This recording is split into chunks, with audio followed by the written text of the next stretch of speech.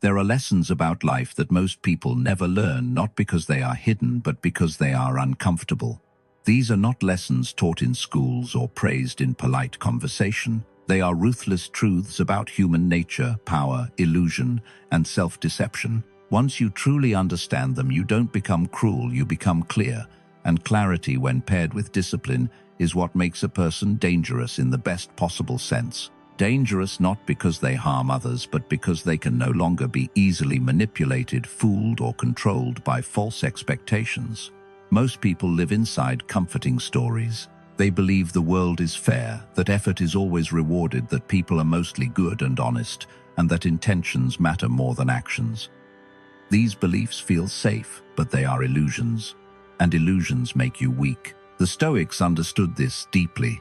Marcus Aurelius, a man who ruled the most powerful empire of his time, wrote not about conquering others, but about mastering the mind. He reminded himself that true power comes from seeing reality without distortion, without hope, without fear.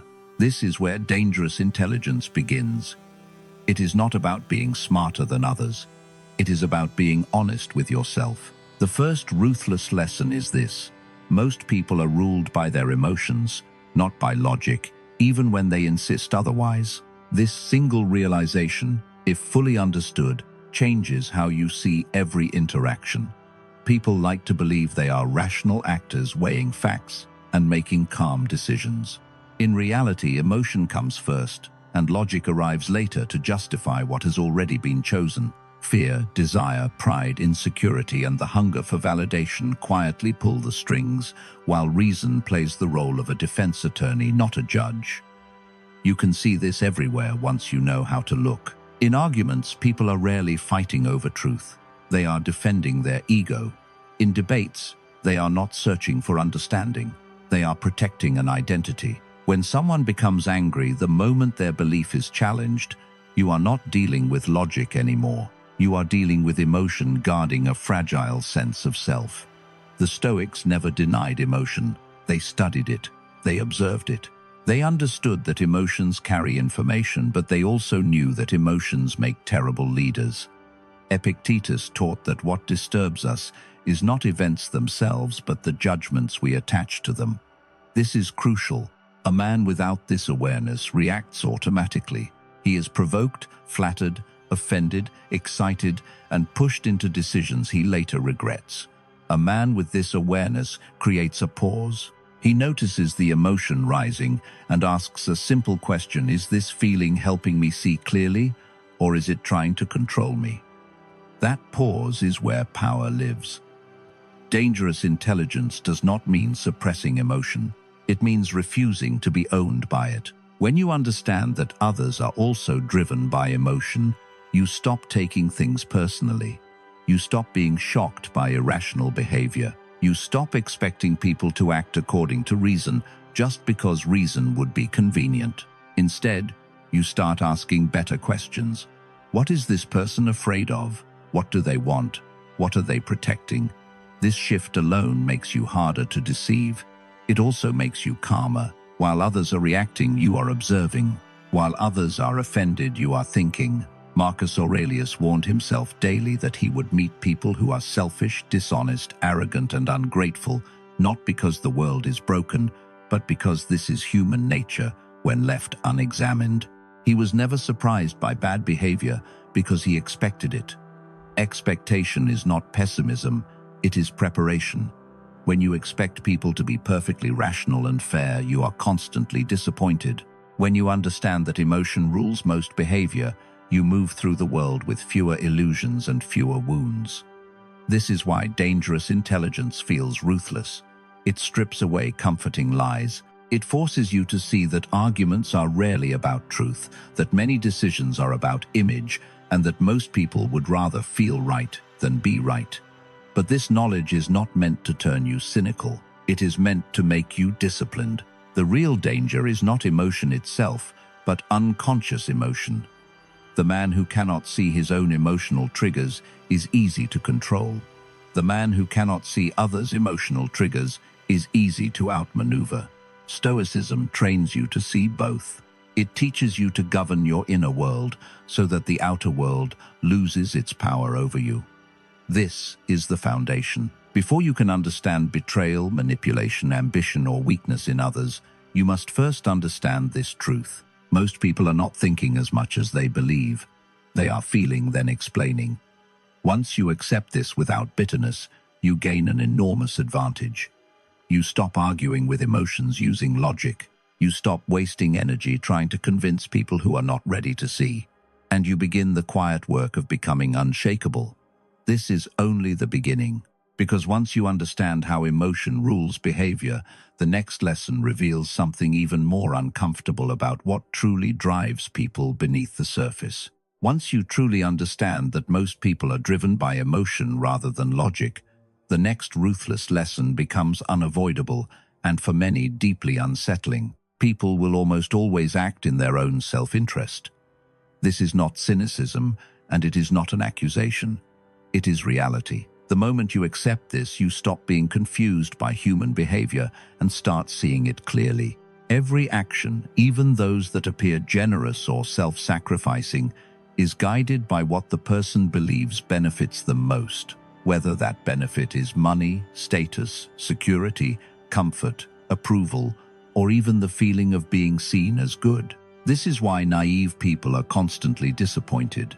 They expect others to act against their own interests, out of loyalty, morality, or gratitude, and when that expectation is broken, they feel betrayed. The Stoics were never surprised by this.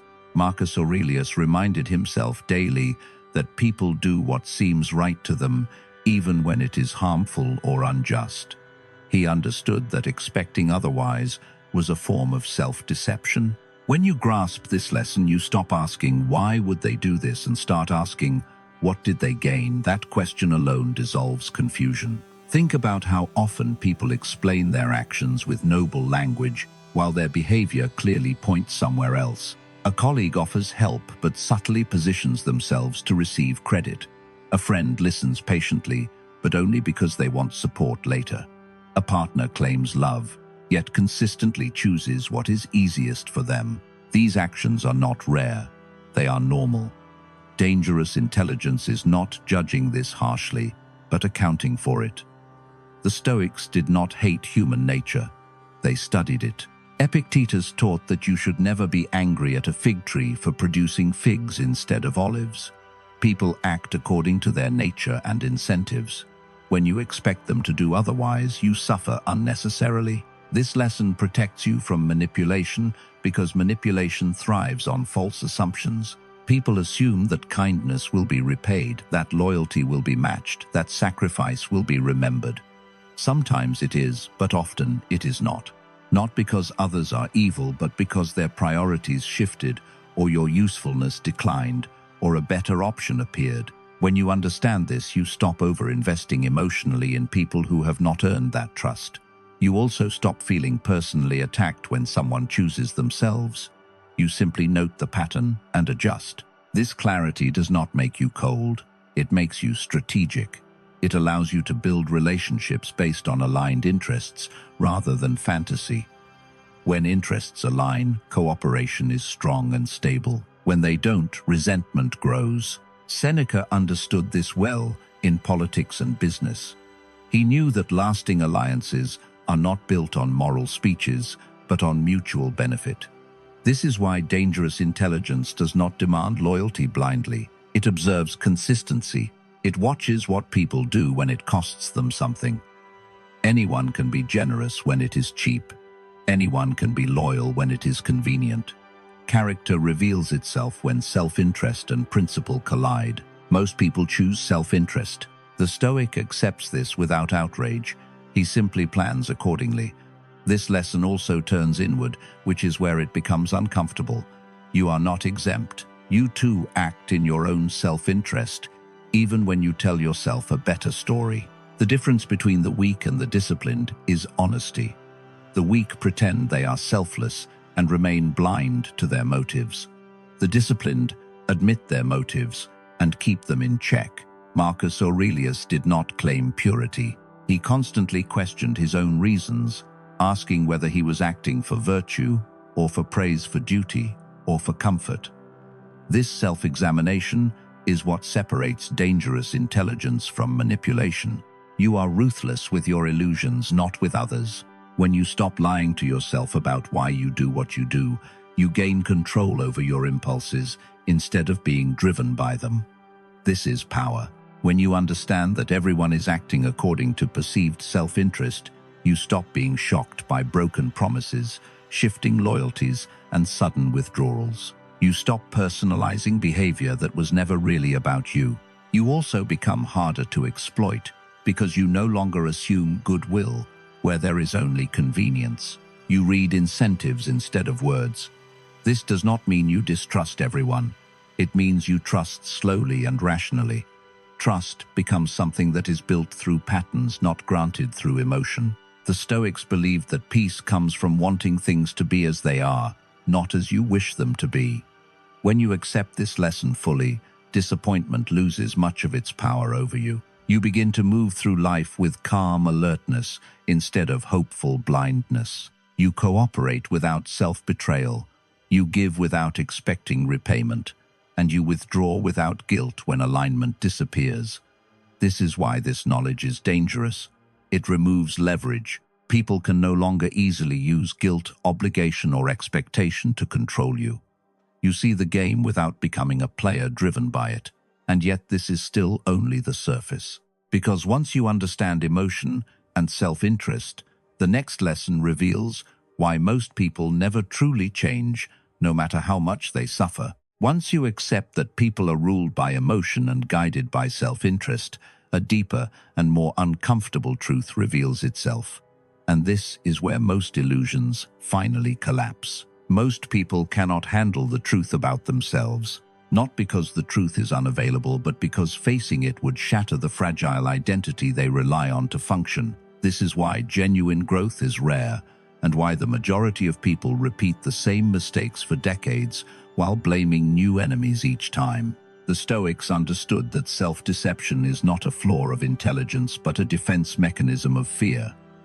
To admit the truth about oneself requires courage, and courage is in short supply. People prefer stories that protect their ego over facts that demand responsibility. You see this everywhere once you know how to look. The man who insists his failures are caused by politics, bad luck, or ungrateful people. The woman who claims she is always misunderstood but never examines her own behavior. The employee who believes they deserve more while refusing to confront their own inconsistency. These people are not stupid. They are avoiding pain. Marcus Aurelius warned himself constantly about this trap. In his private writings, he did not flatter himself or soften his weaknesses. He questioned his motives, his reactions, his impulses, because he knew the mind will protect itself from uncomfortable truths unless disciplined to do otherwise. He wrote reminders to himself not because he lacked wisdom, but because wisdom fades without constant vigilance. Dangerous intelligence emerges when you recognize how deeply people resist self-awareness.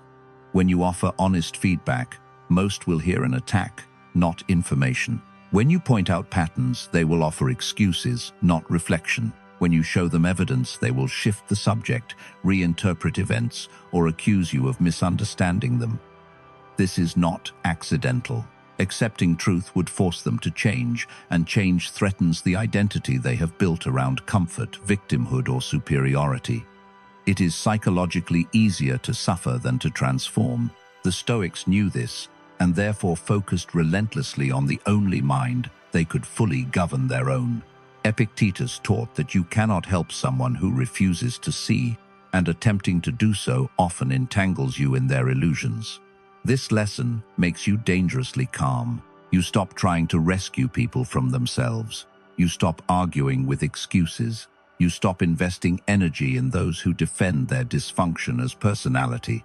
Instead, you observe. You note how people respond to responsibility. Do they reflect or deflect? Do they adjust or justify? Do they grow quieter and more thoughtful, or louder and more defensive?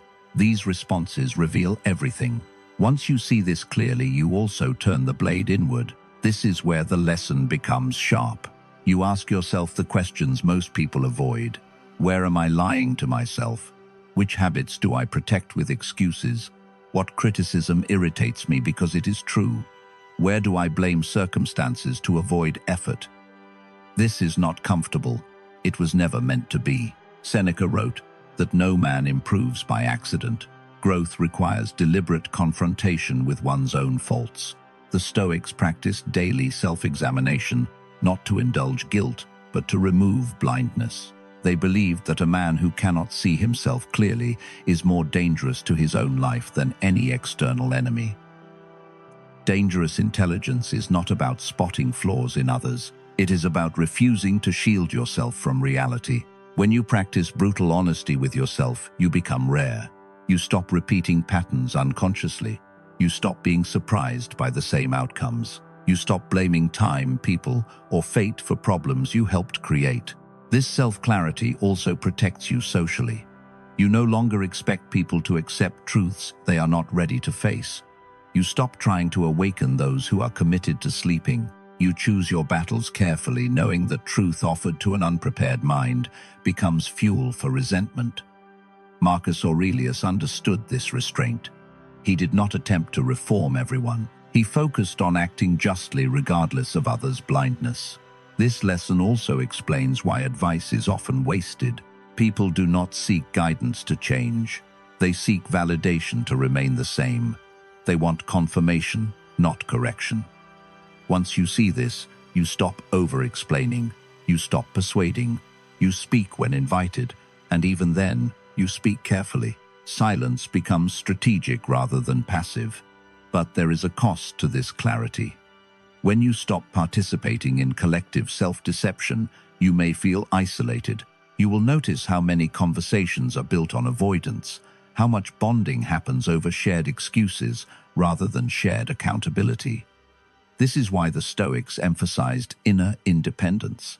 They knew clarity can be lonely, but confusion is far more expensive. A man who sees himself clearly is difficult to control, difficult to flatter, and difficult to deceive.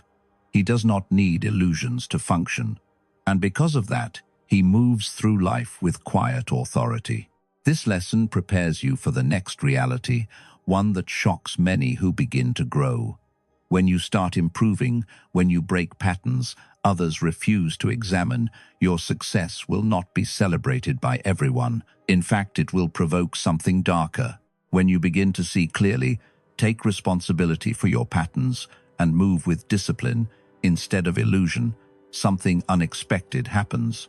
Your success will make some people hate you, not because you harmed them, not because you betrayed them, but because your growth becomes a mirror they did not ask to look into. This is one of the most painful lessons for men who choose clarity over comfort. We are taught to believe that improvement earns admiration, that success attracts support, and that doing the right thing will be rewarded with goodwill. Reality is harsher. Growth exposes stagnation. Discipline highlights laziness. Courage reveals fear. And many people respond to that exposure with resentment rather than reflection. Marcus Aurelius understood this intimately. As emperor, he ruled with restraint, fairness, and philosophical integrity, yet he was surrounded by criticism, betrayal, and quiet sabotage. He wrote reminders to himself not to expect gratitude from those who benefit from his work, because expecting it would make him weak. He knew that people project their inner conflicts outward, especially when confronted with someone who embodies what they avoid becoming. When you improve your body, some will mock your discipline. When you improve your finances, some will call you lucky. When you improve your character, some will accuse you of arrogance. This is not coincidence. It is psychological defense. Your success threatens the stories they tell themselves about why they cannot change. It forces a silent comparison they did not consent to. Rather than rise to meet it, many choose to tear you down so the comparison disappears. This often comes from people closest to you. Old friends who knew you before you changed. Colleagues who shared your struggles. Family members who felt comfortable when you were predictable. When you outgrow a shared identity, it destabilizes the relationship. Some will celebrate you. Others will subtly resist you. They may minimize your achievements, attribute them to external factors, or suggest you have changed in a negative way. The phrase, "You're not the same anymore," is often not an observation, it is an accusation. The Stoics warned against taking this personally.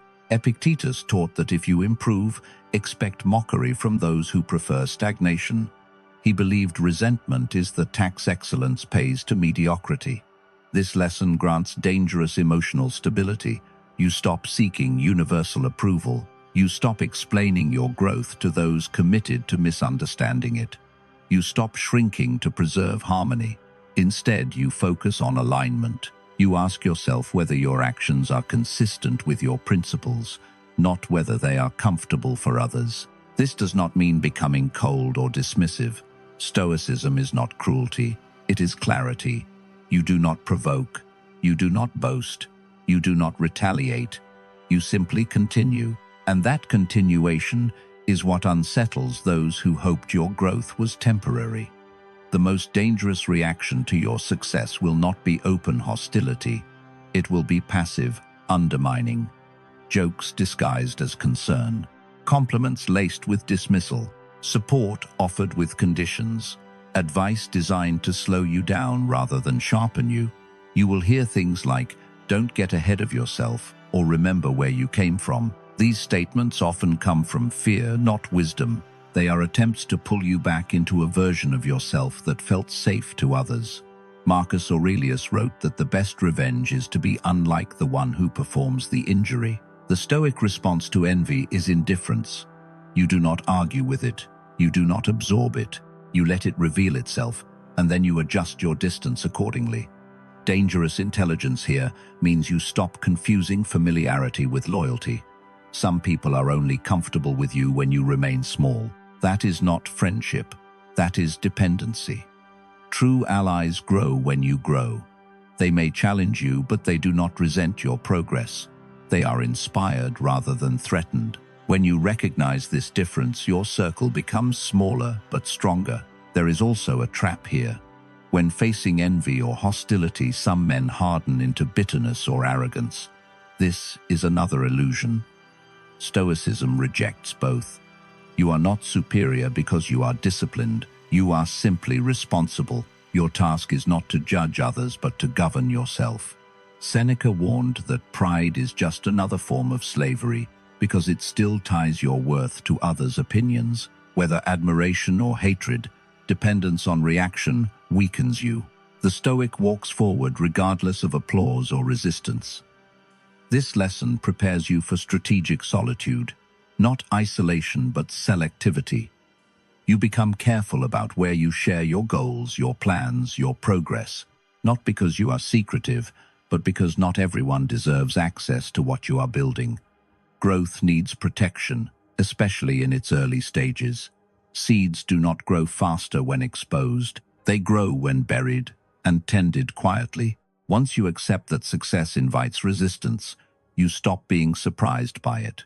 You stop internalizing it. You stop wasting energy proving yourself. You become grounded, patient, and deliberate. This makes you difficult to manipulate and impossible to derail. And once you understand how success affects others, you begin to notice something else happening constantly around you.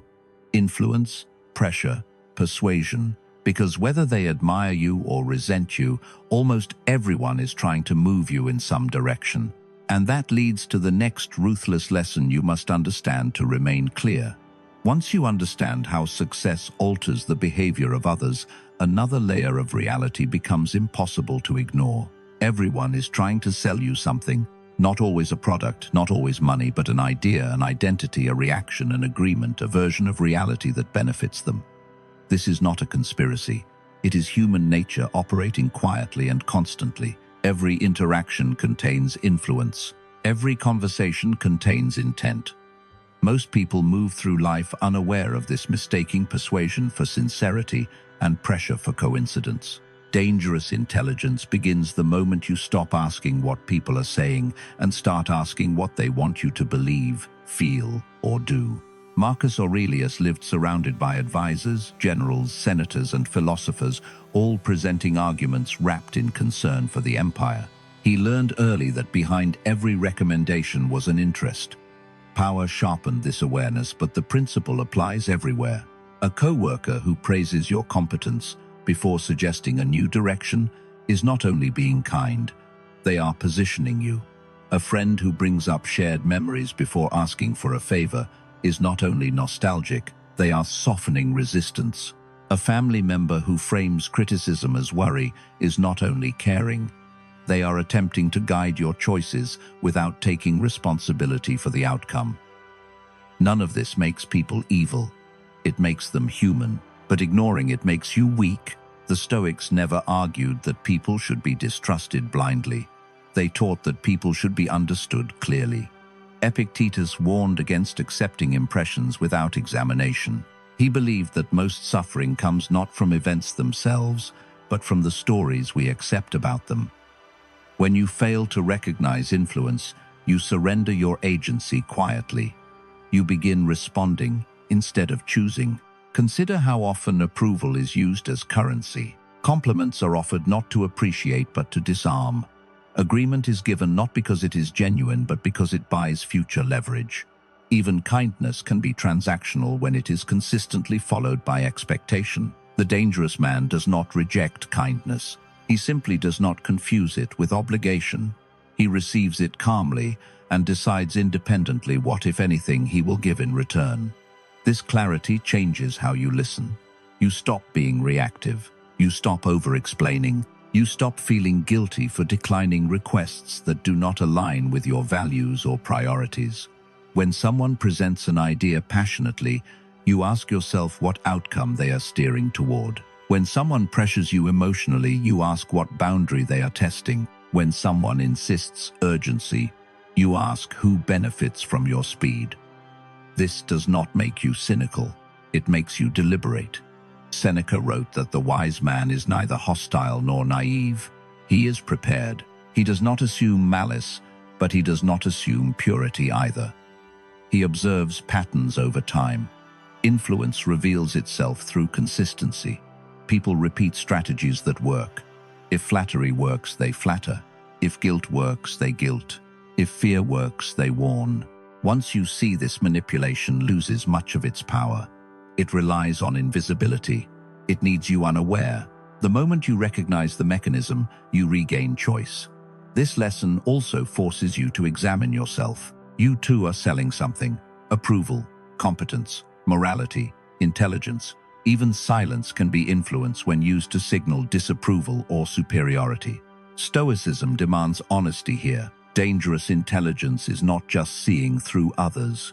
It is seeing through yourself, asking what you are trying to extract from interactions. Are you seeking validation disguised as advice, control disguised as concern, recognition disguised as generosity? Marcus Aurelius constantly interrogated his motives in private writing because he understood that unchecked intention corrodes character. When you clean your own motives, you become harder to manipulate by the motives of others. You no longer need to win every conversation. You no longer need to be liked. You no longer need to justify your refusals. This creates psychological independence. You can engage without being pulled. You can listen without being led. You can decide without pressure. Over time, people sense this. Some respect it. Some resent it. Manipulators grow frustrated when tactics fail. Honest people relax when they realize they are not required to perform. The most important shift is internal. You stop assuming conversations are neutral. You stop drifting into agreement by default. You begin responding from principle instead of momentum. This makes you slower to impress, but faster to align. And alignment is where real power sits. Because once you see influence everywhere, you stop being surprised by it. You stop feeling confused by sudden shifts in tone, affection, or attention. You understand that when people want something, they adjust behavior. When they stop wanting it, behavior changes again. This awareness protects your time, your energy, and your direction. But there is a final layer to this lesson. Influence is constant, but character is consistent. And that leads to the most important truth of all. People will always show you who they are, not in speeches, not in promises, but in patterns. And the moment you learn to believe those patterns, you stop wasting years on false hope. The final lesson is the one most people avoid because it strips away every comfortable excuse at once. You are going to die, and most of what occupies your mind right now will not matter. This is not pessimism. This is clarity sharpened to its purest edge. The Stoics called it memento mori. Remember, you will die not to create fear, but to destroy illusion. Marcus Aurelius returned to this thought again and again because he understood something most people spend their entire lives avoiding. When you fully accept the reality of your own mortality, the noise collapses. The endless comparisons, the petty resentments, the need for approval, the anxiety over status, all of it begins to look absurd. Time is the one resource you cannot negotiate with, and yet most people spend it as if they have an endless supply. They worry about being misunderstood by people who will forget them in a year. They sacrifice their values to please crowds that will never truly know them. They delay meaningful action for a future that is not guaranteed. Dangerous intelligence begins when you refuse to live this way. Consider how often fear of judgment controls behavior. Fear of looking foolish, fear of being criticized, fear of standing alone. These fears only hold power if you believe you have unlimited time to correct course later. But when you remember that life is finite, urgency replaces hesitation. You stop asking whether something will be comfortable and start asking whether it is meaningful. Seneca warned that it is not that life is short, but that we waste much of it. Wasted time is not always obvious. It hides in distractions, in performative busyness, in arguments that change nothing, in relationships that drain rather than build. Most people are exhausted not because they do too much, but because they do too little of what matters. When death becomes real in your mind, priorities reorder themselves naturally. You stop tolerating disrespect disguised as familiarity. You stop investing in people who show you through action that you are optional. You stop postponing the work that would actually change your life. You stop numbing yourself with entertainment when your soul is asking for direction. This is not about becoming grim or detached. It is about becoming precise. The Stoic does not rush through life, but he does not drift either. He moves deliberately, aware that each choice is a trade. Time spent here cannot be spent elsewhere. Energy given to one pursuit is energy withheld from another. This awareness does not make him anxious, it makes him calm. Anxiety comes from pretending you can control outcomes. Calm comes from controlling inputs. Marcus Aurelius wrote that you have power over your mind, not outside events. Death reinforces this truth. You cannot control when it comes, but you can control how you live before it arrives. That knowledge burns away trivial concerns. The opinion of strangers, the approval of crowds, the temporary discomfort of doing what is right instead of what is easy. When viewed against the certainty of death, these things lose their weight. What remains is character, how you treated people when no one was watching, whether your words matched your actions, whether you chose discipline over indulgence, truth over comfort, growth over stagnation. Dangerous intelligence is not about domination. It is about alignment. When you align your daily behavior with the reality of mortality, you stop lying to yourself. You stop waiting for permission. You stop needing guarantees. You act because acting is the point. This is why the Stoics were so resilient in the face of loss, exile, illness, and betrayal. They had already rehearsed the impermanence of everything. Nothing shocked them because nothing was assumed to be permanent. This does not make you cold. It makes you grateful. You appreciate people without clinging to them. You enjoy success without being owned by it. You face hardship without dramatizing it. You understand that everything you have is on loan, including your body, your reputation, your time. And when you live this way, something powerful happens. You become difficult to manipulate. Fear loses leverage. Guilt loses leverage. Comparison loses leverage. You are no longer living to maintain an image. You are living to honor a standard. The standard is internal: virtue, integrity, self-respect, the ability to look at your own life without flinching. That is the kind of intelligence the Stoics cultivated, not cleverness, not academic brilliance, but clarity under pressure, strength without cruelty. Awareness without illusion. If you integrate these lessons, truly integrate them, you will notice a quiet shift. Fewer things provoke you. Fewer people confuse you. You stop being surprised by behavior you once found shocking. You stop feeling betrayed by realities you failed to acknowledge. You move through the world with open eyes and steady footing. That is what it means to be dangerously intelligent. Not because you harm others, but because you cannot be easily controlled, distracted, or deceived. You see clearly. You act deliberately. You waste less time. And in a world built on illusion, that alone is a form of power.